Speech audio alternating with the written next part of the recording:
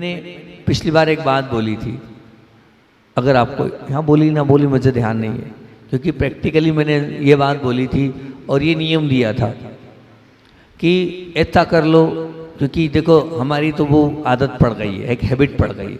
क्या हैबिट पड़ गई है? जैसे रोज़ दुकान खोलना, रोज़ झाड़ू लगाना, रोज़ पोछा लगाना, है ना, रोज़ सफाई करना, एक जैसे हैबिट हो जाती है ना, हैबिचुअल हो जाते हैं। ऐसे एक हैबिचुअल हो गई पूजन करना, एक वो रूटीन में आ गया है पूजन करना, एक रूटीन में आ गया है पानी डालना भगवान के ऊपर। लेकिन वो क्यों डालना, वो भाव ही नहीं बचे। पूजन क्यों करना, वो अंतरंग में बचा ही नहीं है। हाँ, रूटीन, एक रूटीन। आचार्य श्री जी बोलते थे तुम लोगों ने सामायिक को एक रूटीन मान लिया है, बस करना है। लेकिन आप ये तो देखो कि सामायिक में कितना सोए, क्या चिंतन हुआ, हिले कितनी बार, ये कितना हुआ, ये तो देखा ही नहीं। बस सामायिक करना है, बस वो सामायिक कर रहे हैं। एक बात ना, सामायिक करना, पूजन करना अलग बात है, और अंतरंग से पूजन करना अलग बात है। अगर अंतरंग से पूजन करते थे, इतना ध्यान रखना, अगर आपने पूजन करिए और अगर अंतरंग से करिए, फ्रेश हो जाओगे आप। फ्रेश हो जाओगे मतलब क्या हो गया, एकदम एक आनंद की अनुभूति आ जाएगी आपके। जैसे कि नहाने के बाद एक आनंद आता है ना, कि हाँ हम बहुत एकदम अपने आप को अच्छा महसूस कर रहे हैं। क्या पूजन करने के बाद ऐसी अनुभूति आपको होती है कि नहीं सच में आनंद आ गया, मैं तो एक नई दुनिया में जाकर और पूरे भाव के साथ, समर्पित होने के साथ मैं आया हूँ? ऐसा करते हो आप? बोलो, होता है आपका? है नहीं, बहुत कम बार होता होगा। मैं ये तो नहीं कह रहा कि नहीं होता होगा, लेकिन बहुत कम बार आपके साथ ऐसा होता होगा कि मैंने अभिषेक किया, अहोभाव के साथ किया, मैंने पूजन करी, आदर भाव के साथ करी, मैं उस पूजन के माध्यम से अपने आप को पवित्र और पावन बनाकर अपने जीवन को मैंने ऊपर उठा लिया है। नहीं, बहुत कम होता है ऐसा, बहुत कम बार ऐसा होता है। अच्छा सच बताओ, प्रैक्टिकली बताओ कि आपके जीवन में ये रूटीन नहीं बन गई? बोलो ना, हाँ या ना, बन गई ना रूटीन? क्या रूटीन बन गई है कि पूजन करना है, इस द्रव्य को उस थाली में पटकना है। पटकना क्यों कह रहा हूँ, समर्पण नहीं कह रहा हूँ, क्योंकि आपका समर्पण होता तो अंदर से वो परिणाम आने चाहिए। नहीं, आप पटक रहे हो। अब ये तो एक बच्चा भी करता है, वो खेलता है, खेलते खेलते यहाँ डालता है, वहाँ ये डालता है, उसमें और आप में क्या अंतर हुआ है? वो भी सब कर रहा है। नहीं, ये काम मत करो, ये काम करने से कोई मतलब नहीं। क्या करें महाराज, संस्कार पड़ गए, समय नहीं है। एक तो संस्कार पड़ गए कि हम पूरा भाव पूरा करें, और दूसरा क्या है कि समय भी नहीं है। तो मैंने एक ही बात, इसका सॉल्यूशन सबके बीच में रखा था कि सच में हम अगर इतना कमिटमेंट कर लें कि हम एक दिन, हफ्ते में एक दिन, सिर्फ 7 दिन में एक दिन, कोई भी दिन छुट्टी का संडे ले लें या कोई भी दिन ले लें जो आपको अच्छा लगे, वो दिन ले लें, ठीक। और नहीं तो मैंने इतना भी बोला, चलो ठीक है हफ्ते में एक दिन नहीं होता, महीने में एक दिन ले लें आप। नहीं महीने में एक दिन, 6 महीने में एक दिन ले लें, नहीं हो तो साल में एक दिन ले ले। चलो इससे सस्ता और क्या करूँगा मैं, इससे सस्ता मुझसे नहीं हो सकता भैया, इतना सस्ता। अगर बहुत अच्छे बनना चाहते हो तो हफ्ते में एक दिन ले लो, और थोड़ा और आपको डाउन करना चाहते हो महीने में एक दिन ले लो, 15 दिन में एक दिन ले लो, महीने भर में एक दिन ले लो। एक दिन एक पूजन करूँगा, वनय पाठ से लेकर विसर्जन तक एक एक शब्द के अर्थ के साथ करूँगा, पूरे गदगद भाव के साथ करूँगा, पूरे आदर भाव के साथ करूँगा, और इतनी तल्लीनता से करूँगा कि दुनिया कहीं भी चले जाए पर पूरी भक्ति के साथ एक बार ऐसी पूजन करूँगा। ऐसा नहीं है उन लोग। हाँ, अब जिसको जितने दिन में लेना हो, हफ्ते भर में लेना हो, 15 दिन में लेना हो, 1 महीने में लेना हो, मैं ये जोर जबरदस्ती नहीं कर रहा हूँ, पर कम से कम मिनिमम साल में एक दिन का लो नियम। चलो मेरा जिस दिन जन्मदिन होगा उसी दिन करूँगा, ऐसा ले लो, खत्म कहानी। इससे बढ़कर और सस्ता क्या कर सकता हूँ? इससे सस्ता माल तो क्या बेचूँ मैं अब, हैं? इससे सस्ता क्या बेचूँ? बताओ, इतना कर लो। सच कह रहा हूँ, एक बार तो पूजन करो भक्ति के साथ, एक बार तो कम से कम सामग्री डाल रहे हो, भाव तो डालो कि मैं पूरे भाव के साथ इन सामग्रियों को समर्पित कर रहा हूँ और इन सामग्रियों को चढ़ा रहा हूँ, हैं, वो बच्चे तो हमेशा ज़िंदगी भर रहेंगे, वो दुकान तो हमेशा खोलनी है, निश्चित रूप पे वो कामकाज तो ज़िंदगी भर रहेगा, लेकिन उन कामकाज के साथ, उन सब कार्यों के साथ क्या हम अपना वास्तविक स्वरूप भूल जाएं? क्या हम अपना कर्तव्य भूल जाएं? बताओ, क्या जो करने योग्य हम उसको भी झूठापन के साथ करें? हैं? क्यों धोखा दे रहे हो अपने आप को? क्यों अपनी आप को बिल्कुल इस प्रकार से बना रहे हो कि जो करना चाहिए वैसा हम नहीं कर रहे हैं? हाँ, अच्छा बताओ, यहाँ जितने लोग बैठे हैं, सच बताना, क्या सब लोग इस प्रकार से करते हैं?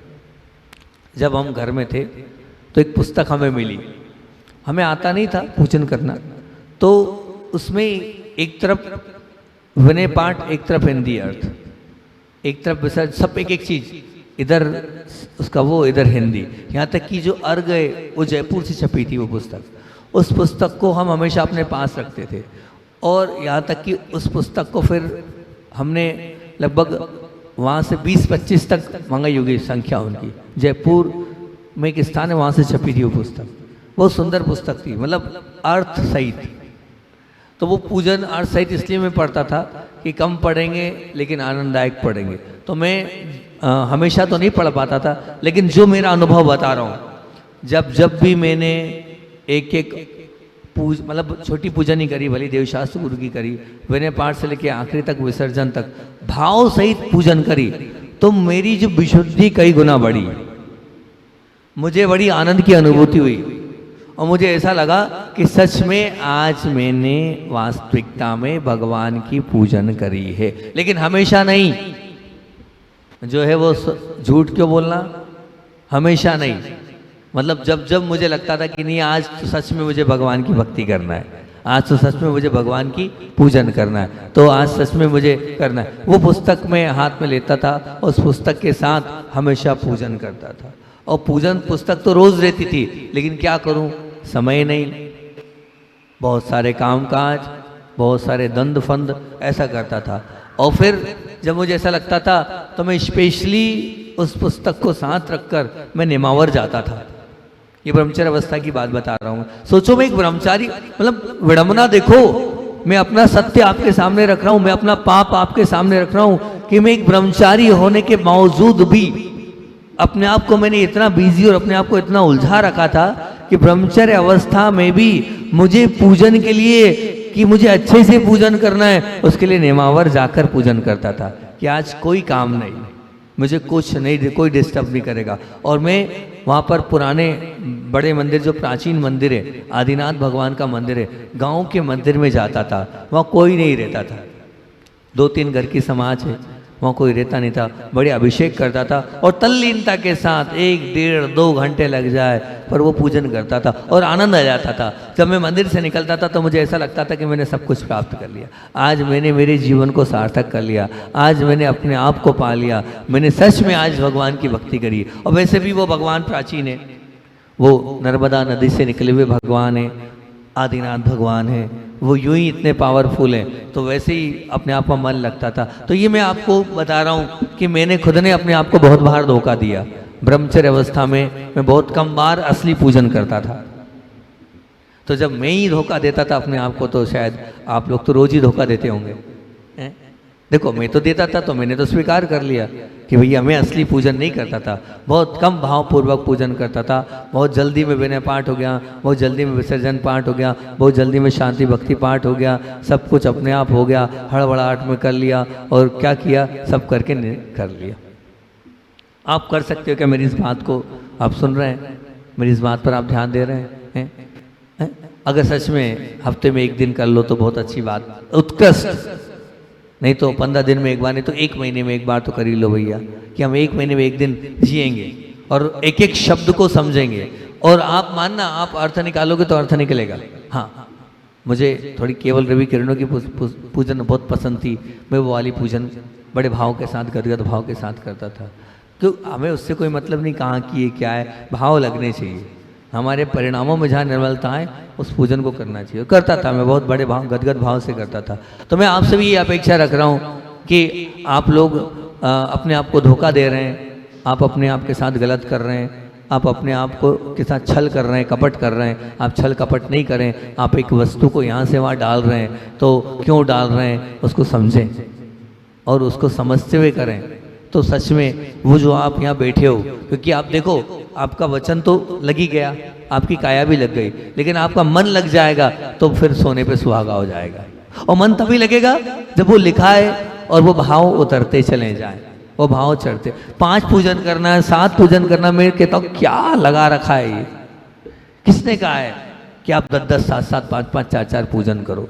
वो दादी माँ लोगों को मैं देखता था, हड़बड़ाहट मची, ये पूजन कर लो, वो पूजन कर लो, हैं इतनी पूजन कर लो। अरे कोई गोल्ड मेडल मिल जाएगा 15 अगस्त से 26 जनवरी के दिन कि आप 5 पूजन करते हो तो आपको गोल्ड मेडल मिल जाएगा? नहीं करना है।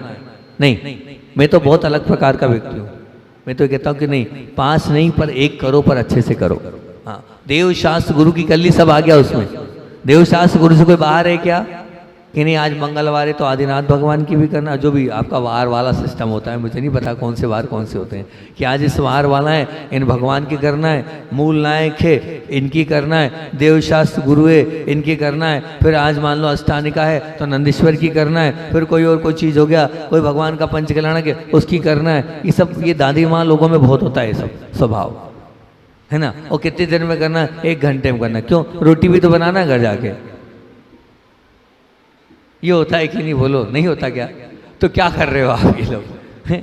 ऐसा कहा भगवान ने केवल ज्ञान में उपदेश दिया? नहीं, मेरा पंचकल्याणा को उस दिन पूजन करना, देवशास्त्र गुरु की भी करना, और ये जो मान लो वो होता तो ये भी करना, ऐसा बोला उनने? केवल ज्ञान की ध्वनि में घिरा होगा, नहीं करोगे तो पाप लगेगा तुमको, ऐसा बोला है क्या?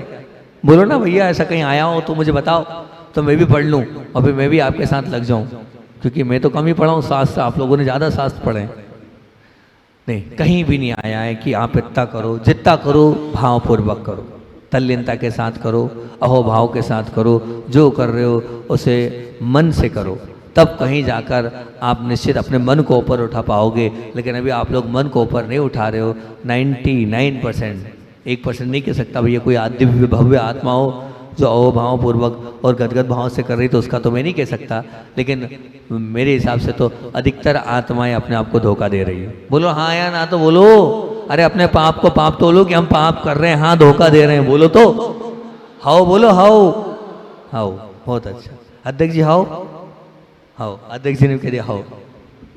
तो अब आपने इतना स्वीकार कर लिया कि हम धोखा दे रहे हैं, बहुत अच्छी बात है। अब मैं आपसे इतना ही कह रहा हूँ कि आपने इतना स्वीकार कर लिया तो अब इतना और थोड़ा सा कर लो और अपने आप को बांध लो कि हम अपने मन से, अगर आप सुधरना चाहते हैं, क्योंकि लिफ्ट की बात चल रही है और मन को ऊपर उठाना है, और मन को ऊपर उठाने के लिए भगवान की भक्ति की बात करी है मैंने, तो अब आए हो तो कहाँ खाक सुनोगे प्रवचन, इतनी लेट आओगे, अब आए हैं, बताओ। तो अब क्या कमिटमेंट है अपना? बोलो, स्वीकार कर रहे हो कि मेरी बात को? हाँ या ना तो करो। नहीं मानना महाराज जी, रोज रोज कब तक माने? रोज ही आप तो फंसाते हो, कभी कुछ में कभी कुछ में, रोज उलझाते हो आप तो हैं। हम कब तक सुने आपकी और कब तक आपकी माने? एक दिन हो तो ठीक है, पर आप तो रोज नियम देते हो, हैं? रोज देते ना? क्यों? रोज फंसा देते हो? नहीं फंसाते रोज। देखो भैया, मैं आपको अच्छा बनाने के लिए, आपको आपके जीवन को उत्कृष्ट बनाने के लिए, और मैं चाहता हूँ कि निश्चित रूप से आपके जीवन में अगाढ़ पुण्य इकट्ठा होता चला जाए, तो वही करना और अभी बताना आपके लिए मेरा आदेश भी है और उपदेश भी है। तो अब उपदेश मान लो, आदेश मान लो, जो मुझसे जुड़ा है वो तो निश्चित मान लेगा, जो मुझे नहीं सुनकर आया और गया कर रहा है वो तो सुनेगा और चला जाएगा। तो कितने दिन, कोई अपने हिसाब से आप स्वीकार कर लो कि हफ्ते में 1 दिन हम पूजन करेंगे। पूजन तो रोज करना है, पूजन तो रोज कर रहे हो आप, लेकिन हफ्ते में 1 दिन मेरे हिसाब से पूजन करेंगे, महीने में 1 दिन पूजन करेंगे। अब तुम सुन लेना, नहीं तो धर्मपत्नी सुन लेना, क्या बात है कि अब मैं तो रिपीट थोड़ी करूँगा, वो यूँ देख रहा है, मैं तो रोज पूजन करता हूँ, महाराज जी हफ्ते में 1 दिन की बात कर रहे हैं। तो कैसी हफ्ते में 1 दिन पूजन करना है? बोलो ना, भाव पूर्वक जो लिखा है उसको क्या करना है? चढ़ाना है।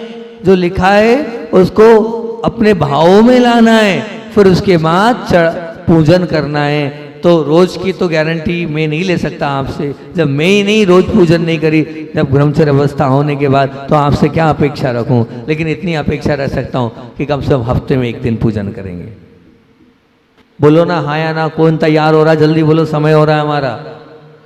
कितने लोग हफ्ते में एक दिन का ही नियम ले रहे, अष्टमी कर लो, चतुर्दशी कर लो, आपका कोई सा और विशेष दिन हो वो कर लो, कि सप्ताह में एक दिन हम पूरे गदगद भाव से पूजन करेंगे।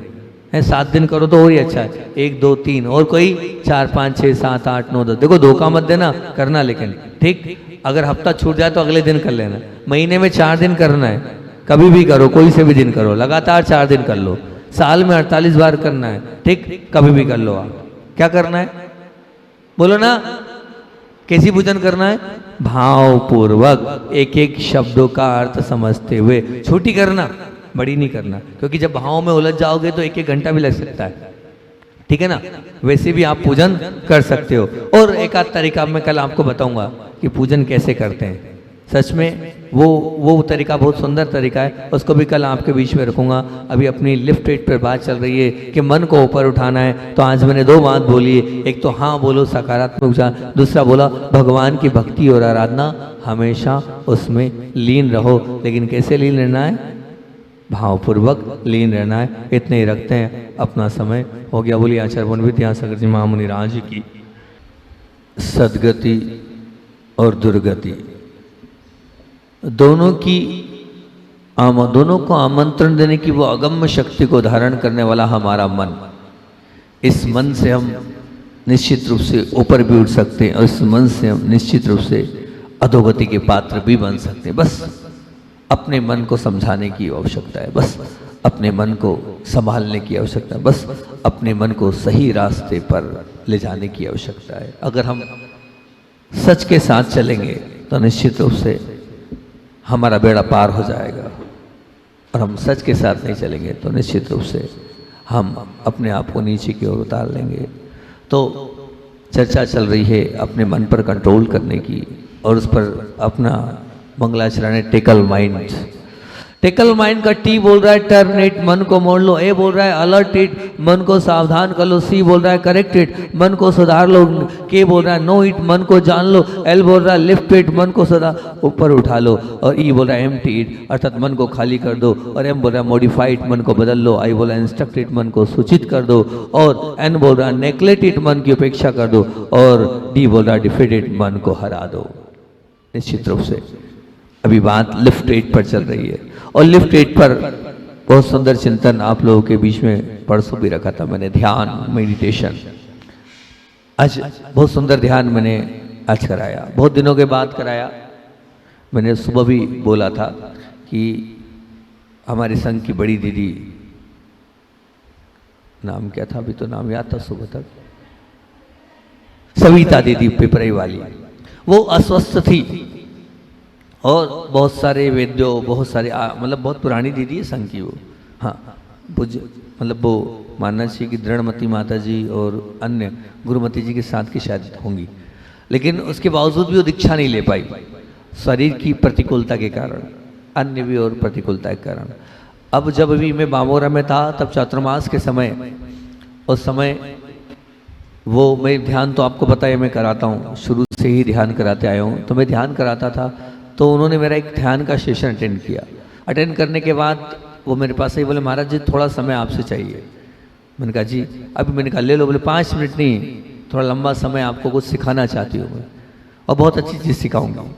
तो मैंने कहा ठीक है। अब मैंने कहा अब सामायिक के बाद दे पाऊँगा, अब तो आहार पर निकलने का समय हो गया दीदी। आहार के बाद, सामायिक के बाद वो आई। उन्होंने कहा महाराज जी मैं बहुत अस्वस्थ थी, मैं सब वेदों के पास, सब अलग अलग स्थानों पर जाकर भी अपना उपचार नहीं करा पाई, लेकिन मैं राजस्थान के एक व्यक्ति से मुझे एक ध्यान मैंने सीखा, और वो मुद्राओं वाला ध्यान है, उन्होंने मुझे सिखाया। सच कह रही हूँ महाराज जी कि सब औषधियाँ उसके आगे फेल हो गई। उस ध्यान के बाद सब प्रकार की जो मेरी तकलीफें दूर हो गई। मेरी जान है वो ध्यान, और मैं वो प्रतिदिन करती हूँ। उन्होंने मुझे वो ध्यान सिखाया, और मैं बिल्कुल जो मुझे जहाँ मिलता है मैं बालकवत होकर सीखता हूँ। मैं अपने आप को ये नहीं मानता कि मैं एक साधु हूँ तो एक ब्रह्मचारिणी दीदी से क्या सीखूं, वो मुझे क्या सिखाएंगे। लेकिन निश्चित मैंने भी बहुत तल्लीनता से उस ध्यान को सीखा, उनके साथ वो ध्यान किया मैंने, और करने के बाद लगातार लगभग 30 दिन मैंने उस समय मामोरा में ध्यान किया था। फिर बिहार हो गया, वो डिस्टर्ब हो गया ध्यान। मैं नहीं कर पाया। लेकिन मुझे तो क्या तप कल्याणक में और ज्ञान कल्याणक में इतना उतर जाता हूँ कि दूसरे ध्यान में आनंद ही नहीं आ पाता है। लेकिन आज याद आ गया, एक बार और चातुर्मास में कराया था, आज याद आ गया, आज वो ध्यान मैंने कराया। तो वास्तविकता में बड़ा सुंदर वो ध्यान है। 5 अपान, समान, प्राण, व्यान और ये 5 हमारे शरीर की वायुएं। अगर आप आयुर्वेद को पढ़ेंगे, आप जब जाएंगे योग में, तो ये 5 वायु से हमारा शरीर नियंत्रित हो रहा है। इन 5 मुद्राओं के साथ 5 प्रकार से ओम का उच्चारण करना है, अलग अलग स्टेप में उतार उतार के करना है। वो 25 मिनट की वो पूरी प्रक्रिया है। और फिर उन्होंने कहा था पहले 25, फिर 26, फिर 27, फिर आप मतलब यानी कि 5 मिनट करना, 6 करना, 7 करना, 10 करना, बोले इसको बढ़ाते जाना। आप मान के चलना आपका शरीर निरोगी बन जाएगा, आपका शरीर इसके माध्यम से सब प्रकार की व्याधियों से रहित हो जाएगा और नाड़ी इससे शुद्ध हो जाएगी आपकी, क्योंकि 5 ही वायु हमारे शरीर में होती है जिससे हमारा शरीर चल रहा है। बोले सच में महाराज जी बहुत काम की चीज़ है। तो मैंने प्रयास किया, लेकिन 5 मिनट तक उस वक्त में गया था, 5 मिनट के आगे मैं नहीं चल पाया। बोले योगी होते हैं इसको लंबे समय तक इस मुद्राओं के साथ ओंकार के इस ध्यान को करते हैं। मतलब वही ध्यान है, मुद्राओं को हाथ की बदला जाता है और ओम को चेंज किया जाता है। कहीं ओ को 10% तो म को 90%, तो कहीं ओ को 70%, ऐसे करके 5 में करा जाता है। मैंने आज किया, आज याद आ गया तो आज मैंने सुबह वही ध्यान किया। आज पब्लिक बहुत कम थी सुबह पानी की वजह से, लेकिन बड़ा ही आनंददायी वो ध्यान था। और उनका चक्र एक्टिवेट हो जाते, मैंने भी अनुभव किया। यहाँ ध्यान करने बैठा था, रोज ही बैठता हूँ माला के लिए, लेकिन आज जो आनंद आया वो अल्टीमेट आनंद, बिल्कुल विशुद्धि की एक प्रकाष्ठा थी। अभी हाल जो प्रवचन के पहले मैं यहाँ 10 मिनट लगभग बैठा हूँगा, लेकिन 10 मिनट में तो मैंने पाया, मैंने कहा मैं रोज ध्यान करता हूँ, लेकिन आज जो मुझे लेवल मिल रहा है वो क्यों नहीं मिल रहा है। तो मैंने कहा कि आज मैंने चक्र एक्टिवेट करने वाला वो पूरे 5 मुद्राओं के साथ बहुत अच्छे से आज ध्यान किया। उसका रिजल्ट है कि अपने आप आज और ज़्यादा पावर और ज़्यादा ऊर्जा मेरी आज ध्यान में बढ़ी। तो मैं आपको ये बताना चाहता था, लिफ्ट 8 में मैंने आपसे ध्यान की बात करी थी और लिफ्ट 8 में आपको मैंने एक प्रवचन पूरा ध्यान के विषय में दिया था। तो आप मान के चलना ध्यान अपने आप में बहुत ऊंची चीज़ है। अभी अनुभूत और अनुभव आपके सामने मैंने बता दिया कि आज सुबह का वो मैंने ध्यान किया, 5 मुद्राओं वाला ध्यान किया, ओंकार वाला ध्यान किया। उससे मेरी ऊर्जा, मेरी ताकत, मेरी पावर, मेरी शक्ति कई गुना बढ़ी। ये मैं इसलिए बता पा रहा हूँ कि मैं उसका अनुभव कर रहा हूँ, मैं इसलिए बता पा रहा हूँ कि मैंने उसका अनुभव किया। एक बात ध्यान रखना, मैं महाव्रती हूँ और महाव्रती होने के बाद अपने जीवन को सत्य से ही सरोबार करूँगा। तो ये अनुभव मैं इसलिए आपको दे रहा हूँ कि सच्चे अनुभव हैं, ये झूठे अनुभव नहीं है। ये अनुभव अपने आप में बहुत तगड़े अनुभव है। तो आप इस ध्यान से जुड़े। आज अनुभव था, हालांकि ध्यान वाला प्रकरण तो मेरा हो चुका है, लेकिन फिर भी आज का नया अनुभव आपके सामने मैंने रख दिया कि क्या ये ध्यान है और क्या ये ध्यान की प्रकाष्ठा है। इस ध्यान के माध्यम से आप सब कुछ अपने जीवन में प्राप्त कर सकते हो। काया तो शुद्ध और पवित्र बनी जाएगी, लेकिन उसके साथ साथ में जीवन के अंदर की और भी बहुत सारी उपलब्धियां इस ध्यान से अपने आप आती चली जाएगी।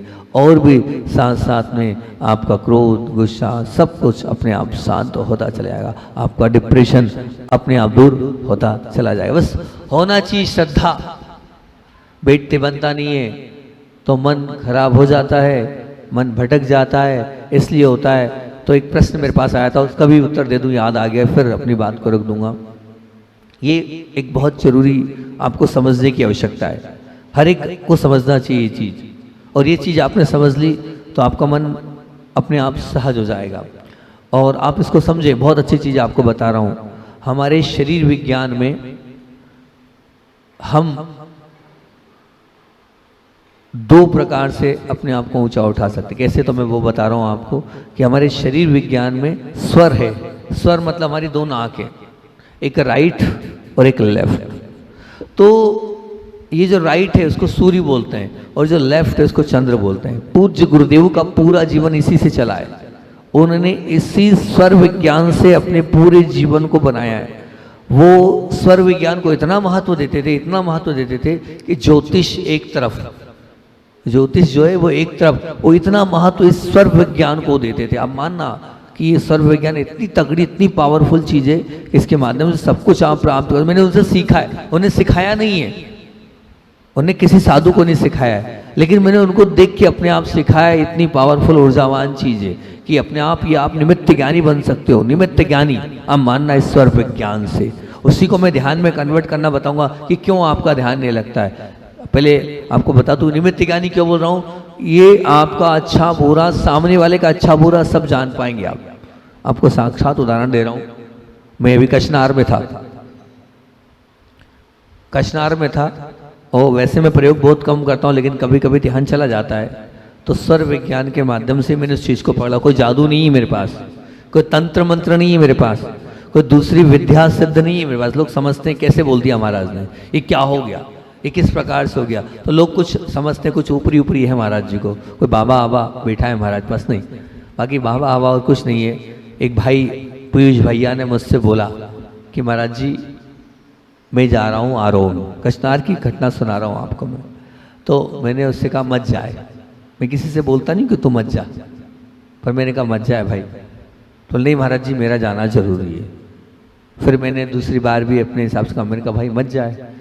आप समझो महाराज जी मैं जा रहा हूँ और एक काम कर रहा हूँ, ये आर्जव को और संभव को ले जा रहा हूँ। तो मैंने उनसे कहा एक भाई तू जा रहा है तो जा, तो नहीं माना, लेकिन इन दोनों को तो तू लेके बिल्कुल मत जाना, ये दोनों यहीं रहेंगे, इनको मैं बिल्कुल नहीं जाने दूंगा। अब इतनी तेज मना करूंगा तो क्या उनकी हिम्मत है क्या कि वो जा पाए। उन्होंने कहा महाराज स्पष्ट मना कर रहे हैं, हम नहीं जाएंगे। मैंने उसको सचेत किया, मैंने कहा जा तो रहा है, गाड़ी धीरे चलाना, मैं सुबह तक आ जाऊँगा। मैंने कहा जब आए सब आना, बहुत स्लो मोशन में गाड़ी चलाना, बहुत अच्छे से जाना। मेरा गणित बोल नहीं रहा है कि तुम्हारी स्थिति रहेगी। बोले नहीं महाराज जी बहुत धीरे धीरे आऊँगा मैं, और बहुत धीरे धीरे जाऊँगा। मैंने फिर आशीर्वाद दिया, उससे कायसर कराया, दोनों हाथ रखे मैंने पूरा, और फिर उससे कहा भाई तो देख अच्छे से जाना है, बहुत अच्छे से जाना। 3 बार उससे ये वाली बात बोली। और अब मानना जब वो रिटर्न आरोन से कचनार आ रहा था, तो कचनार जब आ रहा था बस वो बचा, बाकी गाड़ी नहीं बची। उस गाड़ी को देख के आप एक मतलब जो उस गाड़ी को देखेगा वो ये कह नहीं सकता है कि इसके अंदर रहने वाला व्यक्ति बच जाए। ये स्वर विज्ञान इतनी तगड़ी चीज है, अपने आप में बहुत पावरफुल चीज है। ये हर किसी को तो उपलब्धि इसकी होती नहीं है। मतलब आप मानना, उन्होंने कहा महाराज आपने कैसे बता दिया, तो कोई जादू टोना नहीं है मेरे पास, कोई बाबा आबा नहीं बैठा है। हाँ नहीं तो आप समझोगे कैसे क्या हो गया, किस प्रकार से हो गया। ये अपने आप सहज रूप से जब आप ध्यान की सिद्धि करोगे तो स्वर सिद्ध होंगे, और जब स्वर सिद्ध होंगे तो अपने आप आपको आगे पीछे का दिखेगा, अपने आप करते आप चले जाएंगे। उस दिन भोपाल वालों ने बोला था आप लोगों के पीछे, महाराज जी कभी मना नहीं करते हैं, और मुझसे महाराज जी मना कर रहे थे, तो कुछ ऐसे ही मुझे घटित दिखा, मैंने मना कर दिया। वो परेशान हो गए, और परेशानी कब दूर हुई, उन्होंने खुद ने सुनाया था कि महाराज जी सब गोली ले ली, सब दवाई ले ली, सब परेशान हो गया मैं। फिर महाराज जी ने ध्यान में बैठा, और ध्यान के बाद कैसी नींद आई मुझे नहीं पता, तो मुझे लग रहा था सब कुछ खत्म हो जाएगा, क्योंकि मुझे लग रहा था अपने उससे कि भैया ये निश्चित रूप से हैरान परेशानी व्यक्ति हो जाएगा, इसको इसी ओरे में रहने दें तो बहुत अच्छी बात है। ये क्या, ये ध्यान से सर्वज्ञान से सिद्ध हुआ है। ये अपने आप जब आप इसमें घुसते चले जाएंगे तो अपने आप आएगा। आप मानना, आप स्वर से अपने जीवन को चलाओगे तो आपकी बहुत सारी चीज़ें यूं ही ठीक हो जाएगी। मैंने उस दिन भी कहा था जब मैंने स्वर वाला उस दिन मंगलाचरण किया था स्वास्थ्य में, कि आप दिन भर ध्यान रखें, दिन भर आपका चंद्र चले और रात में आपका सूर्य चले, भोजन करते वक्त सूर्य चले, जल पीते वक्त चल। ये सामान्य बातें हैं, और इसमें और गहराई अपने आप आती चली जाएगी।